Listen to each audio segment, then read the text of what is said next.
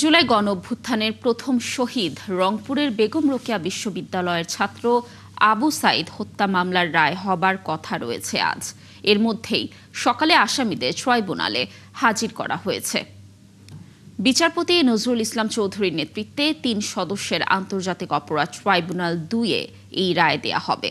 Prosecution ও আসামি পক্ষের যুক্তিতর্ক উপস্থাপন শেষে গত ২৭ জানুয়ারি মামলাটি রায়ের জন্য অপেক্ষমান রাখা হয়। গত বছরের ৬ আগস্ট ৩০ আসামির বিরুদ্ধে অভিযোগ গঠন করে এ মামলার বিচার শুরু করেন ট্রাইব্যুনাল। এ মামলায় ৩০ জন আসামির মধ্যে ২৪ জন পলাতক এবং ৬ জন গ্রেফতার অবস্থায় কারাগারে আছেন। প্রসিকিউশনের পক্ষে মোট ২৫ জনের জবানবন্দি নেওয়া হয়েছে। আবু সাইদ ২০২৪ সালের ১৬ জুলাই আওয়ামী লীগ বিরোধী গণঅভ্যুত্থানের প্রথম শহীদ। তিনি বৈষম্য বিরোধী আন্দোলনের অন্যতম সমন্বয়ক ছিলেন। তার মৃত্যুতে ছাত্র জনতার আন্দোলন ভিন্ন মাত্রা পায়, যা পরে গণঅভ্যুত্থানে রূপ নেয়। দর্শক, ট্রাইব্যুনালে আছেন আমাদের সহকর্মী মাইনুল মারুফ। আরও তথ্য নিয়ে তিনি আমাদের সাথে যুক্ত হচ্ছেন। মাইনুল, নিশ্চয়ই শুনতে পাচ্ছেন আমাকে। রায়ের সর্বশেষ কি তথ্য রয়েছে আপনার কাছে, আর আইনজীবীরা আসলে আজকের এই রায় নিয়ে তাদের প্রত্যাশার কথা কি বলছেন? আদালত প্রাঙ্গণের তথ্য জানবো আপনার কাছে। সকালে কিন্তু এই মামলার যে আসামিরা রয়েছেন ৬ জন গ্রেপ্তার আসামি, ৩০ জনের মধ্যে তাদের কিন্তু আন্তর্জাতিক অপরাধ ট্রাইব্যুনালে আনা হয়েছে এবং কিছুক্ষণ পরে কিন্তু তাদের এজলাসে নিয়ে যাওয়া হবে। এবং আবু সাইদের এই হত্যা মামলা ঘিরে কিন্তু সারা দেশের আগ্রহ ছিল যে এই ঘটনার কি দাঁড়ায় শেষ পর্যন্ত। সেই অনুযায়ী কিন্তু আজ এখানে কিন্তু গণমাধ্যম কর্মীরাও রয়েছেন, পাশাপাশি কড়া নিরাপত্তা ব্যবস্থা গ্রহণ করা হয়েছে ট্রাইব্যুনাল চারদিক ঘিরে।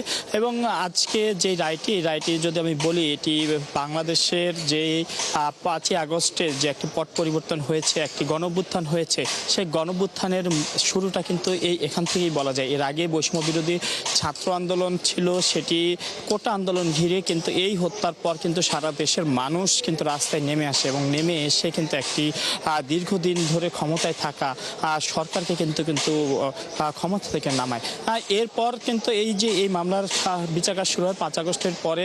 মামলার তদন্ত প্রতিবেদন দেওয়া হয়, তারপর আসামিদেরকে কিন্তু আমরা দেখি যে যারা ছিলেন তাদেরকে গ্রেপ্তার করা হয়, বিচার কাজ শুরু হয় ফরমালি। এবং যাদেরকে গ্রেপ্তার করা হয়েছে এখন পর্যন্ত শরীফুল ইসলাম, সাবেক প্রক্টর রফিউল হাসান রাসেল, সাবেক সহকারী রেজিস্ট্রার মোহাম্মদ আনোয়ার পারভেজ, চুক্তিভিত্তিক সহকারী আমির হোসেন, সাবেক এসআই, যাকে মূলত এই গুলির ঘটনায় অভিযুক্ত করা হয়েছে, সুজন চন্দ্র রায়, তিনিও ওই সময় ঘটনায় আমির হোসেনের পাশেই ছিলেন, এবং ইমরান চৌধুরী আকাশ, যিনি ছাত্রলীগ নেতা।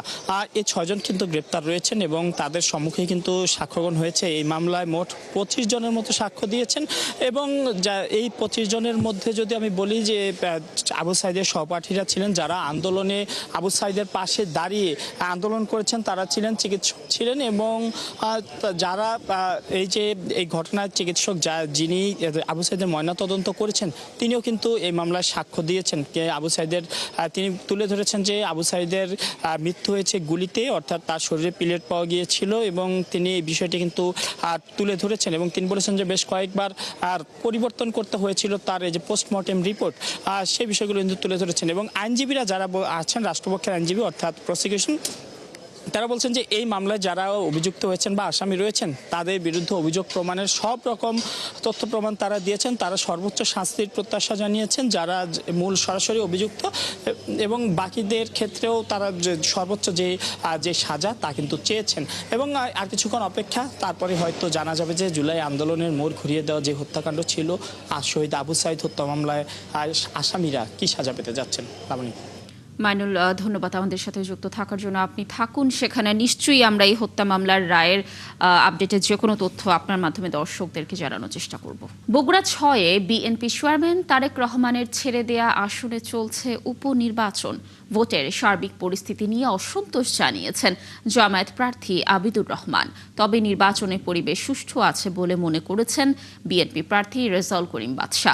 সকালে বগুড়া শহরের সেউজগাড়ি কেন্দ্রে ভোট দিতে আসেন জামায়াত প্রার্থী আবিদুর রহমান। এ সময় তিনি বিএনপি প্রার্থীর বিরুদ্ধে নির্বাচন দলীয়করণ ও সরকারি সুবিধা নেয়ার অভিযোগ জানান। এদিকে শহরের হাসনা জাহান বালিকা উচ্চ বিদ্যালয় কেন্দ্রে ভোট দেন বিএনপি প্রার্থী রেজাউল করিম বাদশা। এ সময় তিনি সাংবাদিকদের বলেন, এখনো পর্যন্ত নির্বাচনের সার্বিক পরিস্থিতি সুষ্ঠু রয়েছে। বগুড়া ৬ আসনের উপনির্বাচনের সর্বশেষ তথ্য জানাতে আমাদের সাথে যুক্ত হচ্ছেন সহকর্মী বুলবুল আহমেদ জয়। জয়, ভোট গ্রহণ তো চলছে, এখনো পর্যন্ত ভোটারদের উপস্থিতি কেমন দেখছেন আর আইন শৃঙ্খলা পরিস্থিতি কেমন দেখছেন ভোট কেন্দ্রগুলোতে, জানাবেন সার্বিক পরিস্থিতি। কানিজ লাবণী, আমি এখন রয়েছি সুবিল সরকারি প্রাথমিক বিদ্যালয় কেন্দ্রে। এই কেন্দ্রটি মূলত হচ্ছে নারী ভোটাররা শুধু এখানে ভোট প্রদান করবেন এবং যেমনটি বলছিলাম এর আগেও কিন্তু সকালের দিকেও কিন্তু এই কেন্দ্র ভোটার উপস্থিতি তুলনামূলক কম ছিল, কিন্তু বেলা বাড়ার সাথে সাথে কিন্তু ভোটার উপস্থিতি বাড়ছে এবং নিয়মিতভাবেই কিন্তু ভোটাররা আসছে। কিন্তু যে ভোটের দিনে যে দীর্ঘ লাইন করে দাঁড়িয়ে ভোট দেওয়ার সেইটা হয়তো দেখিনি এখনো আমরা এই শহর কেন্দ্রিক যে ভোট কেন্দ্রগুলো রয়েছে সেখানে আমাদের দৃষ্টিতে পড়েনি। তবে শহরতলিতে যেগুলো রয়েছে সেগুলোতে কিন্তু দীর্ঘ লাইন ধরেই কিন্তু ভোট দিচ্ছে। একটু ভোট কেন্দ্রের ভিতরের পরিস্থিতি যদি দেখায় বা চিত্রটা যদি দেখায় তাহলে আমরা দেখতে পাই যে ভোটাররা কিন্তু ভোট আসছেন। এখানে ভোটের জন্য যে যারা প্রিজাইডিং অফিসার রয়েছে তারা যে অপেক্ষা করছে ভোটার জন্য এমনটি নয়, কিন্তু নিয়মিতভাবে কিন্তু তারা ভোটাররা আসছেন এবং কিন্তু ভোট দিচ্ছেন। এবং আইন শৃঙ্খলার যে বিষয়টি বলছিলেন সেক্ষেত্রে যদি বলি যে এখনো পর্যন্ত কোথাও কোনো অপ্রীতিকর ঘটনা ঘটেনি বা আইন শৃঙ্খলা নিয়ে কিন্তু কোনো পক্ষই তেমন কোনো অভিযোগ রয়েছেন। এই কেন্দ্রে প্রিজাইডিং অফিসার রয়েছেন আকরামুলের সাথে যদি আমি আকরাম হোসেনের সাথে একটু কথা বলতে চাই সার্বিক পরিস্থিতি নিয়ে। আকরাম হোসেন, আপনি এই কেন্দ্রের দায়িত্ব রয়েছেন, সকালে ভোটার উপস্থিতি কেমন ছিল এবং ভোটার সংখ্যা বাড়ছে কিনা এবং আইন শৃঙ্খলা পরিস্থিতি কেমন? আলহামদুলিল্লাহ, আমাদের তো রিপোর্ট দিতে হচ্ছে 2 ঘন্টা পর পর। আমরা 7:30টায় আমাদের ভোট গ্রহণ শুরু হয়েছে। আমরা 9:30টায় একটা রিপোর্ট দিয়েছি। আমাদের তখন ভোটার সংখ্যা ছিল, ভোট দিয়েছে 225 জন। আর আমরা এখন সর্বশেষ যে আমাদের আপডেট, ক্রমান্বয়ে আমাদের ভোটার সংখ্যা বাড়তেছে। আমাদের এখন 509 জন মোট ভোট কাস্ট হয়েছে। আর আমাদের এখানে পার্সেন্টেজটা হলো প্রায় 12%-এর উপরে। আর মোটামুটি আমাদের সময় বাড়ার সাথে সাথে ভোটার সংখ্যা বাড়তেছে। আর মোটামুটি এখানকার যে আইন শৃঙ্খলা পরিস্থিতি সন্তোষজনক। আমাদের টহল টিম বারবার আসতেছে এবং এখানে পুলিশের সংখ্যাও অনেক, আনসার বাহিনীরা আছে, তারাও দায়িত্ব সুন্দরভাবে। জয়, ধন্যবাদ আমাদের সাথে যুক্ত থাকার জন্য। নিশ্চয়ই বগুড়া 6 আসনের ভোট গ্রহণের আরও তথ্য আমরা আপনার মাধ্যমে পরবর্তী সংবাদ সংযোগগুলোতে দর্শকদেরকে জানানোর চেষ্টা করব। এদিকে শেরপুর 3 আসনের স্থগিত হওয়া নির্বাচনের ভোট গ্রহণও চলছে। ভোটের শুরুতে কেন্দ্র থেকে এজেন্ট বের করে দেওয়ার অভিযোগ করেছেন জামায়াত প্রার্থী। সকালে তাঁতিহাটি সরকারি প্রাথমিক বিদ্যালয়ে ভোট দিতে এসে এই অভিযোগ জানান জামায়াত প্রার্থী মাসুদুর রহমান মাসুদ। কয়েকটি কেন্দ্র থেকে এজেন্ট বের করে দেওয়া সহ কিছু অনিয়মের অভিযোগ জানান তিনি। তবে ভোটার এবং অন্যান্য প্রার্থীদের সঙ্গে কথা বলে এই অভিযোগের সত্যতা পাওয়া যায়নি। নির্বাচনে 128টি ভোট কেন্দ্রে 4,09,806 জন ভোটার ভোট দিচ্ছেন। দীর্ঘদিন পর ভোট দিতে পেরে খুশি ভোটাররা। এলাকার শান্তির জন্য আঙ্গরে পাহাড় এলাকা হাঁটি অত্যাচার করে। আঙ্গরে একটা এমপির দরকার। মনে করেন আমরা গরিব মানুষ, পাহাড় এলাকা, বাড়ি হাতির ভয়, বাড়ি ঘর ক্ষতি করে, মানুষ ক্ষতি করে, খেত খোলা ক্ষতি করে। এই জন্য একটা এমপি থাকলে শ্বাসুদ্ধ থাকে। সুবিধা লাগে, এই মানে আসতে পারি না, কাঁচা রাস্তা, বৃষ্টি হলে পানি জমি জায়গা, এটা নাই গিয়ে আর কি পাকা রাস্তা করার জন্য আছে। আমরা 17 বছর পরে অবাধ একটা সুষ্ঠু নির্বাচন সুষ্ঠুভাবে ভোট দিতে পারতেছি। আমরা সবাই বিপুল উৎসাহ উদ্দীপনার মাধ্যমে যাতে ভোট দিতে পারি প্রশাসনের কাছে এই প্রত্যাশা ব্যক্ত করছি। প্রশাসনের কাছে সুষ্ঠু, অবাধ ও নিরপেক্ষ নির্বাচন যাতে করতে পারে এই বিষয়ে মিডিয়ার ব্যক্তিত্ব যারা আছেন তাদেরও সার্বিক সহযোগিতা কামনা করি। স্থগিত হওয়া শেরপুর 3 আসনে নির্বাচনের খবর রাখছেন আমাদের সহকর্মী সাজিদ সরকার। আমরা যুক্ত হচ্ছি তার সাথে। সাজিদ, ভোট কেন্দ্রে ভোটারদের উপস্থিতি কেমন দেখছেন? নির্বাচনী পরিবেশ নিয়ে ভোটাররা কি বলছেন? আর একটু আইন শৃঙ্খলা পরিস্থিতির তথ্যও জানাবেন আমাদের। লাবলি, আমরা এই মুহূর্তে রয়েছি শ্রীবর্দী উপজেলার কামিল মাদ্রাসা কেন্দ্র। আর এই কেন্দ্রে প্রায় 5,000-এর মতো ভোটার রয়েছে। আমরা সকাল থেকে দেখছি যে ভোটারদের উপস্থিতি আসলে স্বাভাবিক, তবে বেলা বাড়ার সঙ্গে সঙ্গে সেটি হয়তো একটু বাড়া শুরু হয়েছে। সকালের দিকে যে সংখ্যাটা একটু কম থাকলেও এখন একটু বাড়তে শুরু করেছে। আর আপনি জানেন যে এই আসনে অর্থাৎ শ্রীবর্দী এবং ঝিনাইগাতীতে প্রায় 4 লাখের অধিক ভোটার রয়েছে। এর মধ্যে কিন্তু আবার নারী ভোটারের সংখ্যাই কিন্তু অনেক বেশি। একই সাথে তরুণ ভোটার সেই সংখ্যাও কিন্তু আসলে কম নয়। অনেকে আসলে ভোট প্রদানের যে অধিকার, সেই অধিকার হারিয়ে কিন্তু এইবার যে অধিকারটি পেয়েছেন অর্থাৎ 12 ফেব্রুয়ারি ছিল, সেটি কিন্তু স্থগিত হয়েছে এখানে যিনি প্রার্থী ছিলেন মারা যাওয়ার কারণে। তবে 12 তারিখে নির্বাচন হলে যে প্রাণবন্ত পরিবেশ, যে ভোটারের উপস্থিতি যে সংখ্যা ছিল, সেই সংখ্যাটা কিন্তু অনেকটা কম হবে। কেননা অনেকেই কিন্তু শুধু এলাকায় না, এলাকার বাইরে থাকেন, যে কারণে এই সংখ্যাটা কিন্তু আসলে কম হবে বলে প্রার্থীরা আশা করছেন। তবে এখন পর্যন্ত এই ছোটোখাটো দু একটি ঘটনা ঘটেছে। তবে ভোট প্রদানের সময় যে বাধা দেয়া কিংবা জোর করে ভোট সিল মারা, এই প্রবণতা বা এই খবরটি কিন্তু নেই। আর এই বর্তমান সরকার নির্বাচিত হওয়ার পর এই প্রথম একটি উপনির্বাচন এবং এই স্থগিত নির্বাচন অনুষ্ঠিত হচ্ছে, যে কারণে কিন্তু আইনশৃঙ্খলা বাহিনী পক্ষ থেকে আসলে সব ধরনের ব্যবস্থায় রাখা হয়েছে। র্যাব, পুলিশ, বিজিবি সহ এখানে অতিরিক্ত কিন্তু আসলে ম্যাজিস্ট্রেট নিয়োগ করা হয়েছে। সাজিদ, ধন্যবাদ। আপনি তথ্য সংগ্রহ করতে থাকুন। নিশ্চয়ই আমরা ভোট কেন্দ্রগুলোর সর্বশেষ তথ্য আপনার মাধ্যমে দর্শকদেরকে জানানোর চেষ্টা করব। দর্শক, শেরপুর 3 আসনের নির্বাচনের তথ্য জানাচ্ছিলেন আমাদের সহকর্মী। রপ্তানিমুখী শিল্পে নিরবিচ্ছিন্ন জ্বালানি সরবরাহে সরকারকে চিঠি দিয়েছে টেক্সটাইল মিলস অ্যাসোসিয়েশন BTMA। সংগঠনটি মনে করে প্রয়োজনীয় জ্বালানি না পেলে কারখানা বন্ধ হয়ে আন্তর্জাতিক বাজার হারাতে পারে বাংলাদেশ।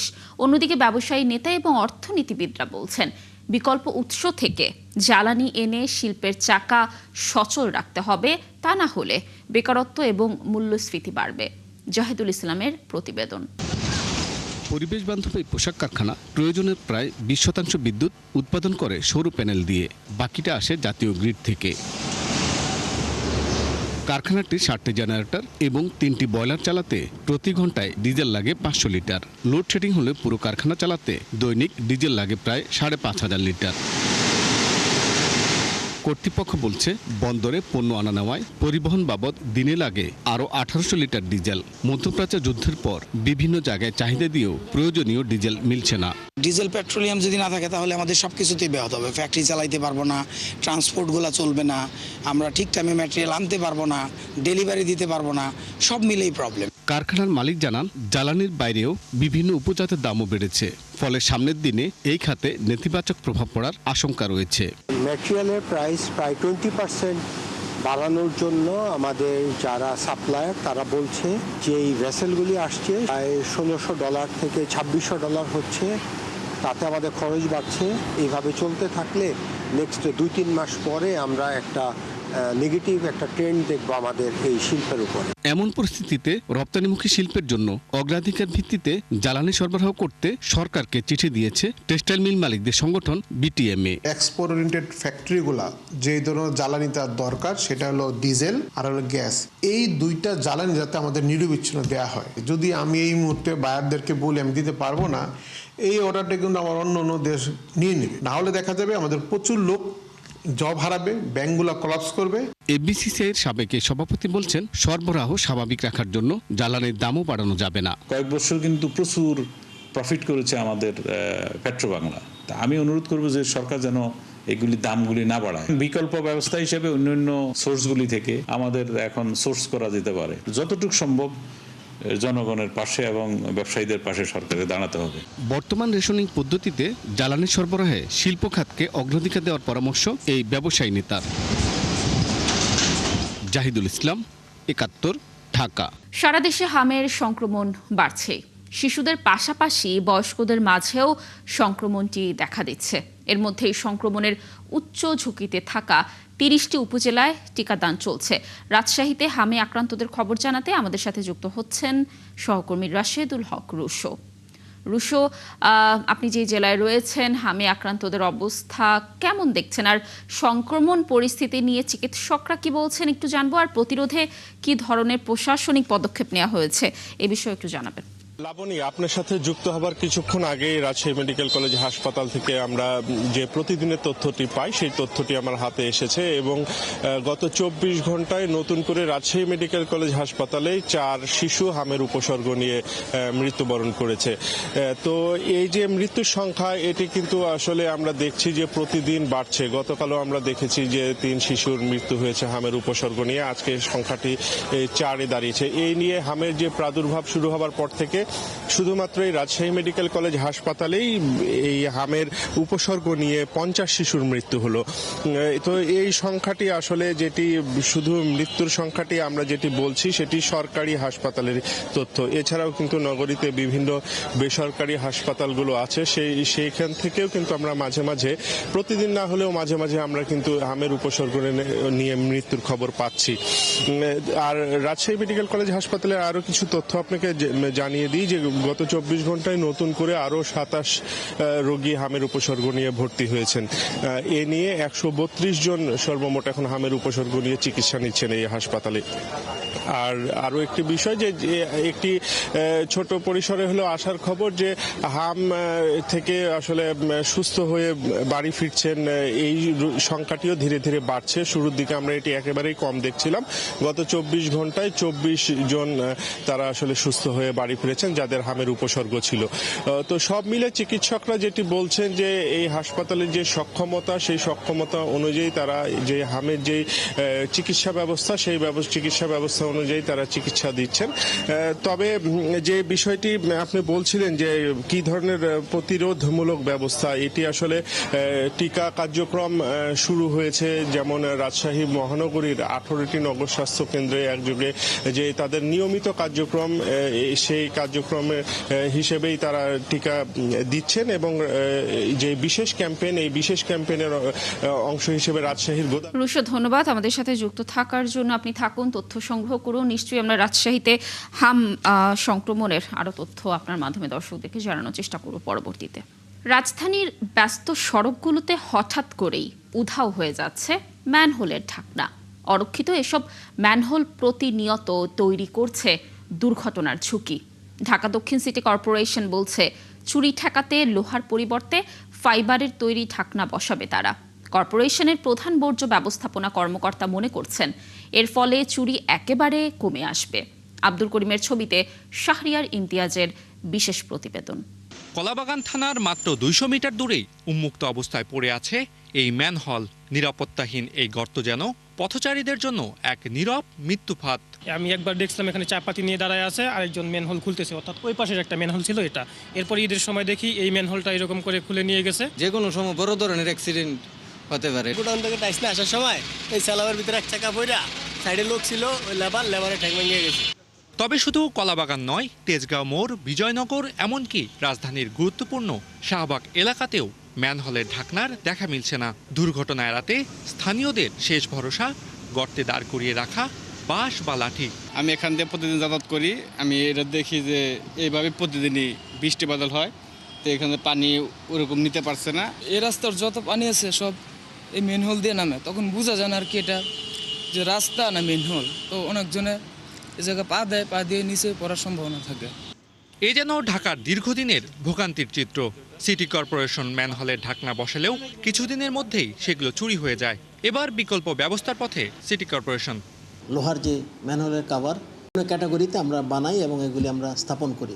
বাট এটা মেইন একটা সমস্যা যেটা হচ্ছে অলমোস্ট প্রতিদিনই প্রতিটা ওয়ার্ড থেকে আমাদের এগুলি চুরি হচ্ছে। সো এটা আমাদের জন্য বড় একটা চ্যালেঞ্জ।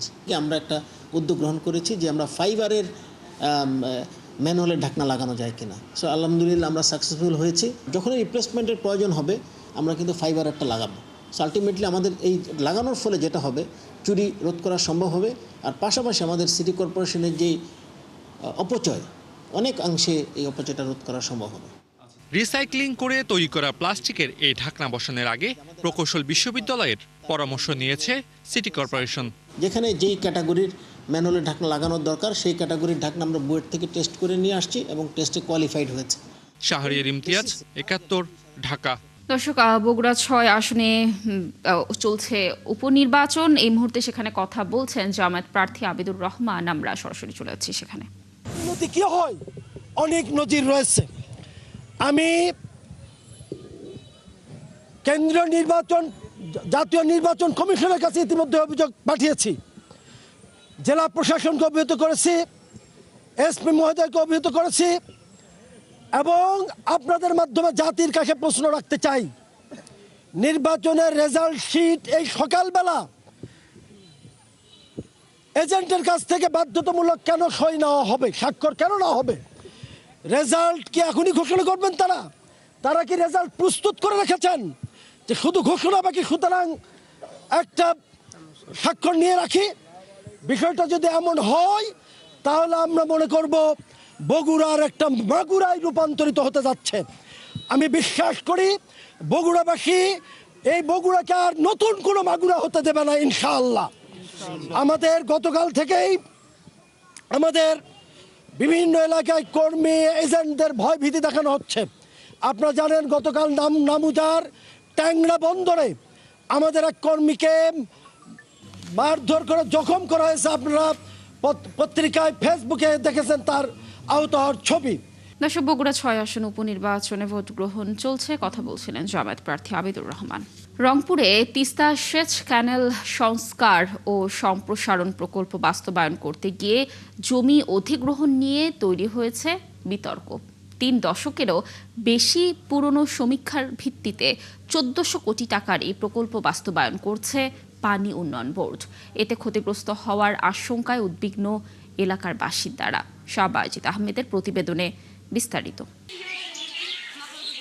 রংপুরের গঙ্গাচড়া উপজেলার আলমবিদিতর ইউনিয়নের ব্রহ্মোত্তরপাড়া শতাধিক পরিবারের বসবাস এই এলাকায়।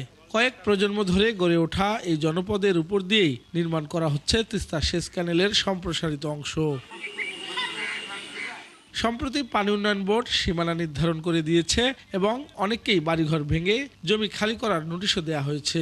বাড়িতে কেন দেয় চল, সরকারে ভাঙ্গি দেয় চল, কেন দিয়ে আমি কোথায় থাকবো? আকাশে থাকবো না জমিনে থাকবো না নদীতে বাড়ি করবো? আমার বাপ দাদার ভুঁড়িটা এখানে, আমার বাপ দাদার ভুঁড়িটা, এটা কোনো কিনে জমি না, বাপ দাদার দাদুর আমলের ভুঁড়ি খান। এলাকার লোকজনের অভিযোগ, অনেক জমি পৈতৃক, আবার কেউ কিনেছেন কষ্টের টাকায়। কিন্তু জমি অধিগ্রহণের বিষয়ে আগে থেকে কোনো ধরনের অবহিত করা হয়নি তাদের। ক্যানেল তো আমাকে না আগে না, যে পানির দরকার, পানি আমার এখন মর্ডার হয়েছে, এই জায়গাতে পানি উঠবেও না, বেকার এই ক্যানেল হ্যাঁ আমার লাটটা কি হইবে। আমাদের হুমকি দেখায়, কয় কি আমরা তোমাকে জেলে নিয়ে যাবো, অনেক কিছু নিয়ে যাবো, আমাদের আপনাদের টাকা দেওয়া হয়েছে, আমাদের কোনো ক্ষতিপূরণ দেয় নাই। এই আমরা ক্যানেল চাই না, আমার কি ক্যানেল, আমার ঘর পানি লাগবে, আমার ক্যানেল চাই। উন্নয়ন বোর্ডের মানুষ কি বোঝে না যে এই মানুষগুলি এত বড় ক্ষতি হয়? তবে পানি উন্নয়ন বোর্ড বলছে এই প্রকল্পের জমি অধিগ্রহণ করা হয়েছে 80-র দশকেই। এখন যেহেতু সরকারি আমাদের অ্যাকুইজিশন করা ল্যান্ড, আমাদের প্রকল্প পাস হয়েছে, ঠিকাদার নিযুক্ত করা আছে, আমাদের এই কাজটা আমরা করতে বাধ্য, আমরা করতে হবে আর কি। তবে 3 দশক আগের সমীক্ষা দিয়ে প্রকল্প বাস্তবায়ন এবং দীর্ঘদিন জমি রক্ষণাবেক্ষণ না করার বিষয়ে সন্তোষজনক ব্যাখ্যা দিতে পারেননি সংশ্লিষ্ট কর্মকর্তারা। প্রকল্প ব্যয় 1400 কোটি টাকা। শুরু 2022 সালে দ্বিতীয় ফেজ সমীক্ষা।